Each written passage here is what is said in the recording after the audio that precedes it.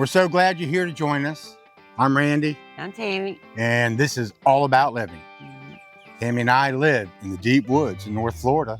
And what we're going to do today is we're going to show you our garden. Tammy's going to kind of go over, the vegetable plants that we chose to grow and why. And I'm in charge of the ground. So what we're going to do after she gets done is I'm going to kind of show you how we grow our plants in sand in North Florida. Okay? Which is tough. Right now, she's excited because we got to get these squash plants, and that's all she wants to do is get these squash harvested. So we're going to do that real quick and get that out of her system, and then we're going to move on.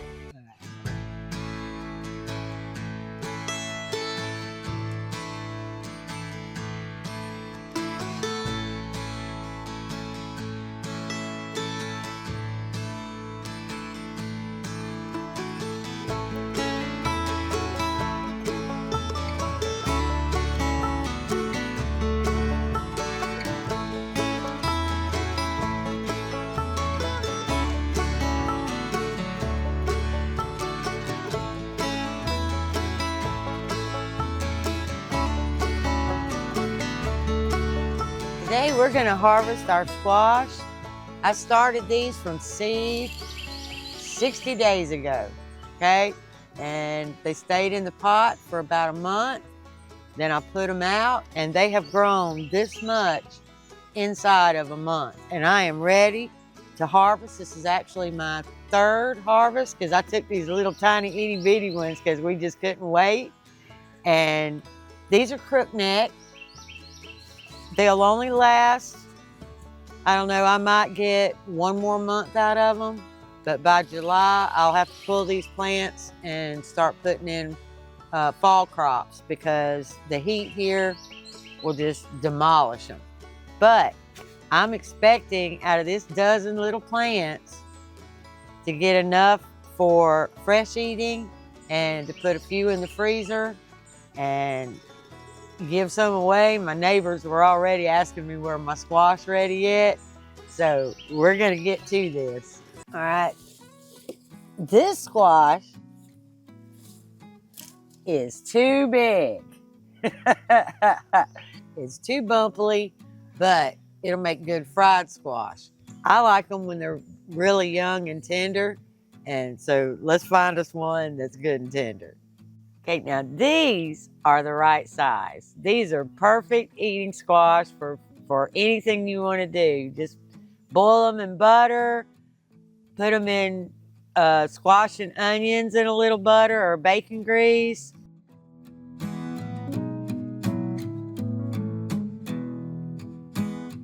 Okay, now the way I pick squash is I put my thumb on the top of the vine and just snap down. Grandma, how did I? Oh, just like that. I You did did it. You did it absolutely right. You just put your thumb on there I and did it lift up. accidentally, but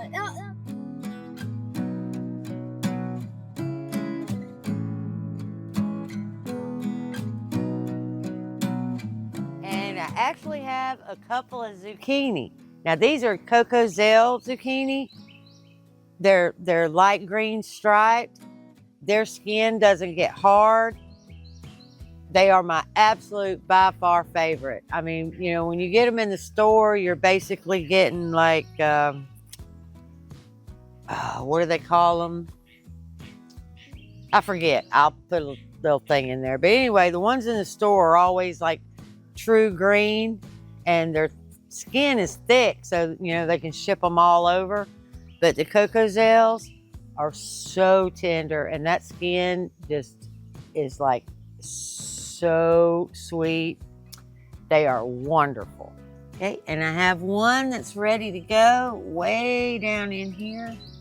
And I just twist my zucchini. Ah, look at that.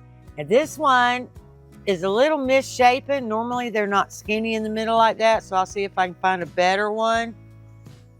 But they are coming on strong. I probably have 20, but they're babies. Now you twist it. There you go. Okay, and these are roselle, or better known as the Florida cranberry. The leaves are edible. The calyx make the best jam, syrup. It's just an all-around wonderful plant. I only planted 8 of these, and that will be more than enough for us. Last year, I only had 6 plants, and year before last, I only had 6 plants, and I made probably 2 dozen jars of gel or jam, and Randy ate leaves all summer long. What you do is it makes a wonderful, wonderful tea. You just take the younger leaves and make a really, really nice tea. You can also use the calyxes for tea. It's full of antioxidants. It's full of vitamins and minerals, and it's just an all-around wonderful plant. Okay, now these Florida cranberry need a minimum of 4 feet between each plant because they get huge. They will bunch out and be this big around and this tall and just produce massive amounts of those calyx and leaves. And so that's why you only need, realistically, you probably could get away with 4. If you didn't have a whole lot of space, you probably could get, at least do a dozen jars of jam, plus the syrups, plus the leaves for the tea in 4 plants, as long as they were well maintained. I mean, some of the stalks, when they come up, will get that big around. I mean, they are a massive, beautiful plant. I mean, if you live in a HOA and they don't want you to put garden plants out there, just plant these. They don't know it's food, and they are absolutely gorgeous. All right, this next row is my absolute favorite summer bean. Ow. These are my white acre peas, and they don't look like much now, but I put them straight out here from seed, and I put 3 rows really close together because they only need 6-8 inches of pea, around. And this will get completely full all the way down. I should get, I'm hoping for about 12 pints out of this row. And that's enough for me to have white acres once a month, and that is my favorite bean. My favorite, all around. Okay, now this is an okra plant. We love okra. And if there's one thing that you can grow in Florida sand, it's okra. It loves it. And it takes the heat. It doesn't care if it doesn't rain. Okra is really, really good to grow here in Florida. And we love okra. We love it boiled. We love it fried. We love it pickled, especially pickled. Randy and my grandsons absolutely will demolish a jar of the pickled okra in 5 minutes. Done. Okay, now normally what you would do to start okra is they really like to be put directly seeded into the ground. You just soak the seed overnight and then put them out.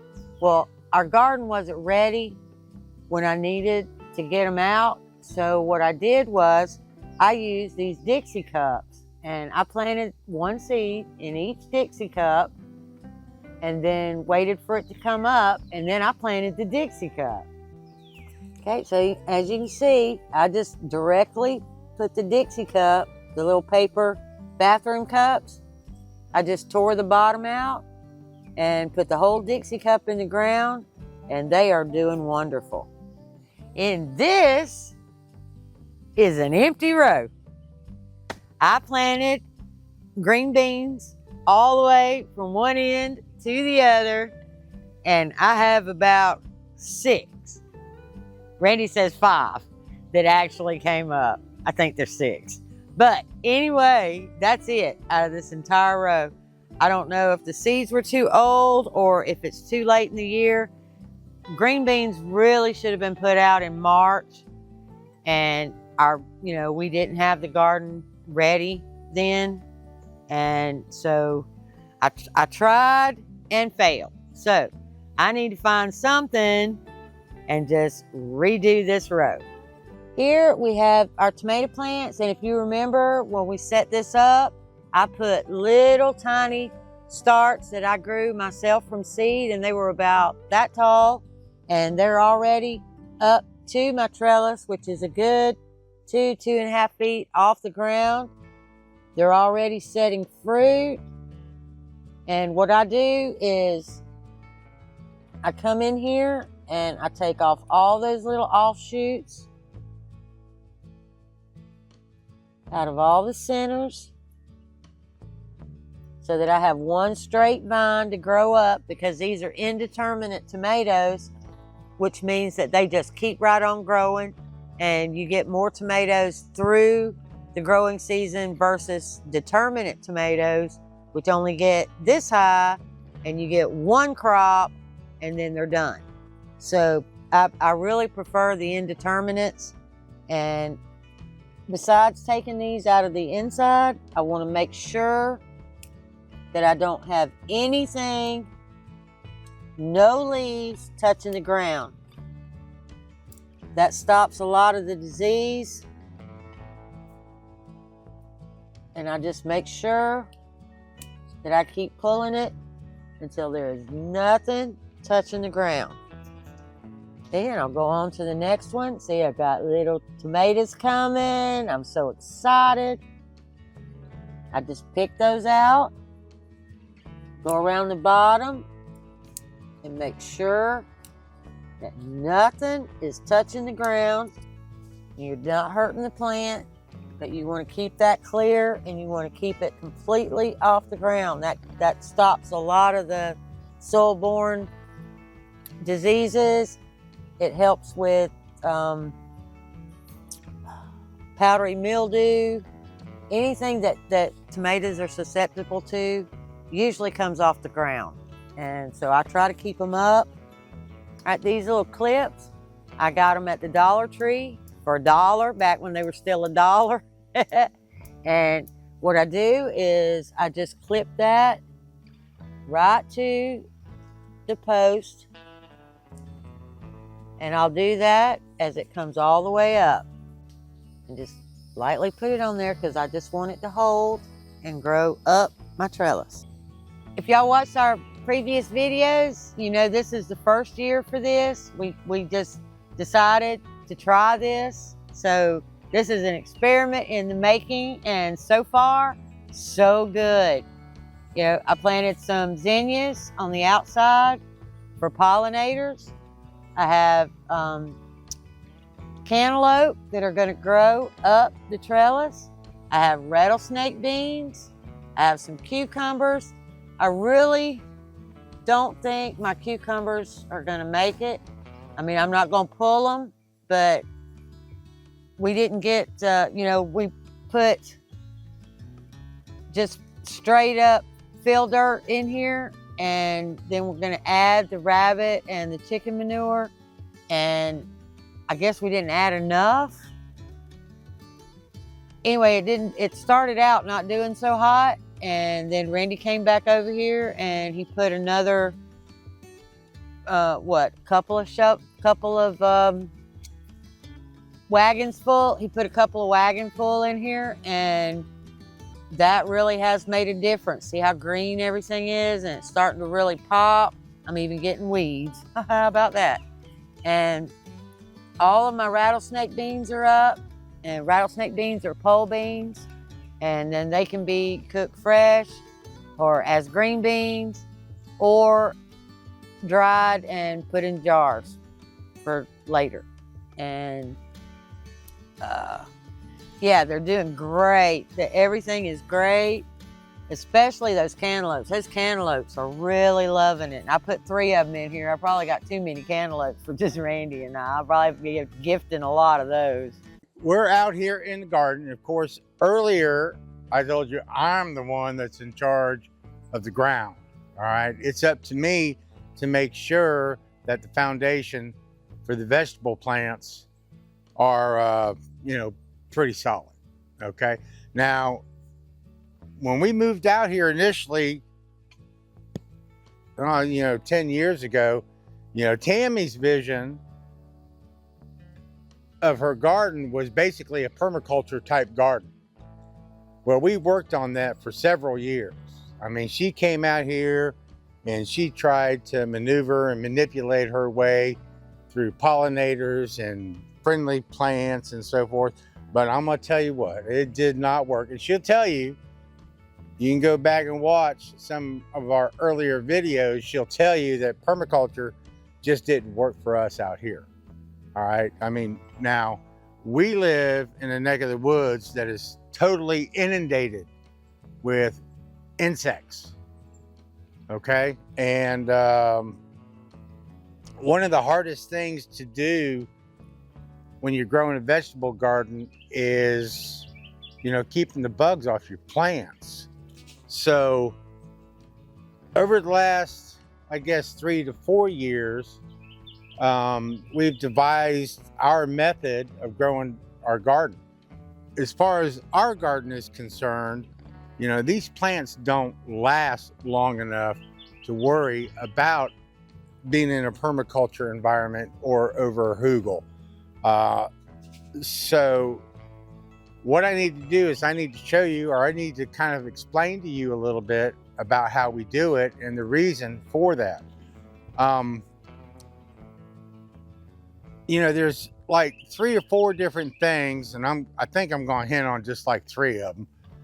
But, you know, the number one thing is bugs. All right, that's number one. And the way we're combating the bugs is we've carved out our little area right here. And the bugs like to stay in the more heavily wooded and weeded and forested areas. So to keep the bugs away from our vegetables, we just leave them in the yard and in the woods.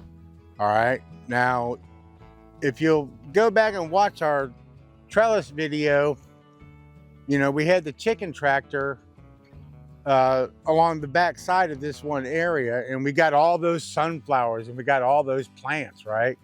So guess where the bugs are right now?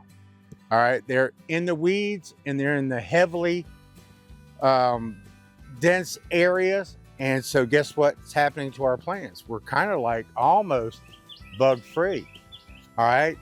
Now, you know, by carving out this area, I'm just going to say that without all those weeds and without all that growth,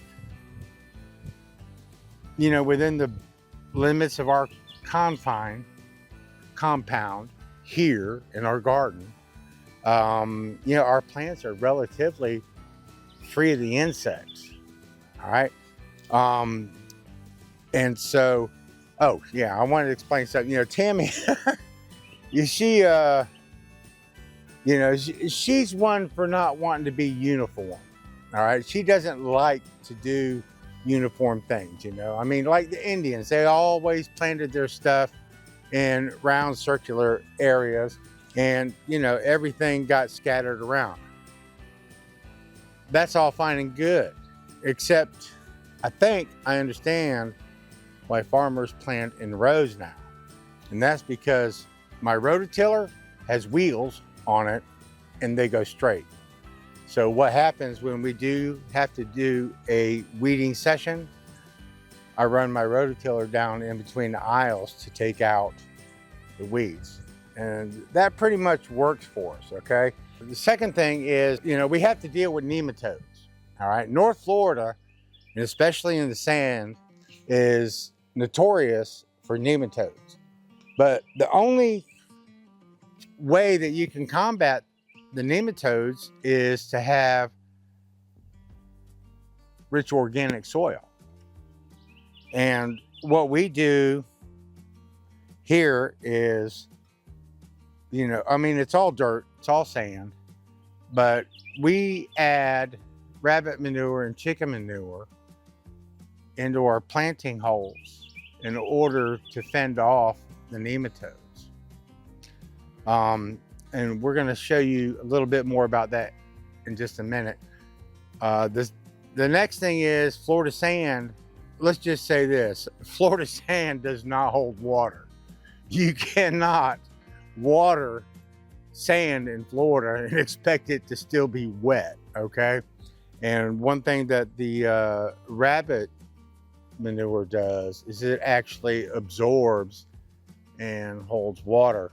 And so for the length of time that these plants are going to be around, that rabbit manure along with the chicken manure is going to do just fine. So in my mind, when we put these plants in the ground, the one thing that I want to concentrate on is I want to get medium in the ground that's going to hold a little bit of water.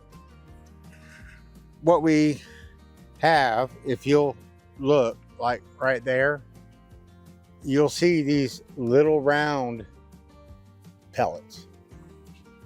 That's rabbit manure. Okay, now what this little round rabbit turd does is that thing absorbs water. That's just me. Being in my engineerical background and my thought process is, I'm saying that thing will absorb water and hold water. So when you place that in the ground in multitude, you'll have more moisture for the roots of your plants over a longer period of time. Okay, now what we're going to do here is we got one pepper plant that didn't make it for whatever reason. I have no clue. But we've got actually 3 plants that we want to, well, 3 plants that didn't make it and 3 we want to put in the ground. So what I'm going to do is I'm going to dig out a hole big enough that you could probably put a gallon milk jug in. Okay, so that's it. That's it right there. That looks like about right. Now what I'm gonna do is I just went over and got enough rabbit manure for these 3 plants, and I'm just going to set it in that hole. Okay, and then what I'm going to do after this is I'm going to let Tammy show you how to install the plant. All right, now that my hole is dug, Randy's got me a nice little hole full of my rabbit goodie. I'm gonna half fill that and get it all nice and good and muddy in there. Now, I'm gonna just kind of loosen that up. We're gonna tap it out. Now y'all, I got these at Walmart. They had them on sale for like $2.97 or something. They already had peppers on them, which I don't want. So we're gonna pull those off. And we're gonna take those lower limbs off. And I'm gonna go in there. And it was like really, really root bound. And I know that looks terrible, but I've done it all my life. Pull that out. Then set it in your hole. And then we're gonna fill this hole up. Oops. All the way to the top. And I'm going to just not even worry about that. I'm going to put it probably 2 more inches down into the ground. And then tap it down. We've had the worst luck with peppers this year. I've tried restarting them 3 times. It's too late to restart them now. So when we saw these at Walmart, I knew they were in bad shape, but I said, well, you know, we can probably fix that. And I'm gonna take these off too. I'm gonna go ahead and take them bottom two off too. And I think in the next couple of days, they'll start greening up. Okay, and then we're gonna water in that top again. Make sure that the dirt settles in around your plant. And that's all we're gonna do right there. I'm gonna leave a little well just in case if it rains, it'll leave it by it. And we'll check on it in a few days and it should be nice and green. Okay, now that my plant is seated where I want it, I'm gonna go around, just around there. And I'm gonna go in with some aluminum foil. Not to where it'll pinch the plant or stop the stem from growing, but I want to keep those borers, and I forget what you call them. What are them worms called? Cutworms. Yeah. One year, cutworms took my peppers out, but this will stop the cutworm. And then eventually, after the stem gets nice and thick, then they'll leave it alone. They can't chew into it, and then I can take the aluminum foil off. Anyway, so that's a summarization of what we do to take care of the garden and why we do it the way we do it. Now, what I want to do real quick here is I want to touch on, the raised bed that we did. If you'll remember back in our trellis video, I guess I can put a link up here or at the end so that you can find it. Or if it don't make it up there, just leave a comment and I'll post it for you in the comments. But, we built this raised bed out of wood pallets. And then Tammy went and got fill dirt. And so we filled the raised bed with the fill dirt. Now, our goal was when we put this plastic in here is we wanted it to act as a pool liner. And actually it's kind of like doing a good job. All right, we put that in here, and if you'll see this right down here, this white PVC pipe, it actually goes into a filter sock that I devised. And so the water inside the raised bed gets up to this height right here, and then it starts to drain out. And I've actually seen that happen 2 or 3 times with the rains that we've had. I have yet to water, or Tammy, have you watered this raised bed at all? No. Okay, we have yet to water the raised bed. So it's doing its job, and the moisture is permeating from the floor of the raised bed with our pool liner, doing a good job. Okay, what I'm going to do right now is I'm just going to kind of dig down a little bit. This top surface here is a little dry, but I'm just going to keep going. And I just want you to look and see the soil that is coming up. All right, that right there is moist. How long has it been since it rained, Tammy? Not before last. Oh, night before last? Just a little bit though, and before that was a week. But you can see how, the dirt is drying a little on top and retaining moisture up underneath. You can see that, the surface is dry. The sun's been cooking this for about 2 days since it rained. And up underneath, you can still see where it was moisture ridden. And what we're hoping for, come in July, when it starts getting like really hot and we get into a lot of dry spells and we're in need of rain, that the water content at the base of this raised bed will continue to permeate moisture for the roots of these plants. So it's our hope that we don't have to worry about watering them. Now, if it gets to a point, of course, we got to keep a check on it and monitor it. And if we can dig down, if it gets too dry, all we have to do is add water. I got a spot right here where we can add water to the bed until it drains out, and then we can leave it go. And I don't know how long it's going to last, but we're going to find out this summer, aren't we? Yep. Okay, guys, that's our garden tour for today. Yes, it is. Yep. Much better year. Last year was horrible. You can go watch that video if you want to, but you might unsubscribe if you actually watch it because it was depressing. It was terrible. But we had as many plants in the ground at that time as we got now. And when we put them eggs from the incubator that didn't hatch, and we thought we was doing the cool thing, the right thing, organic material, right?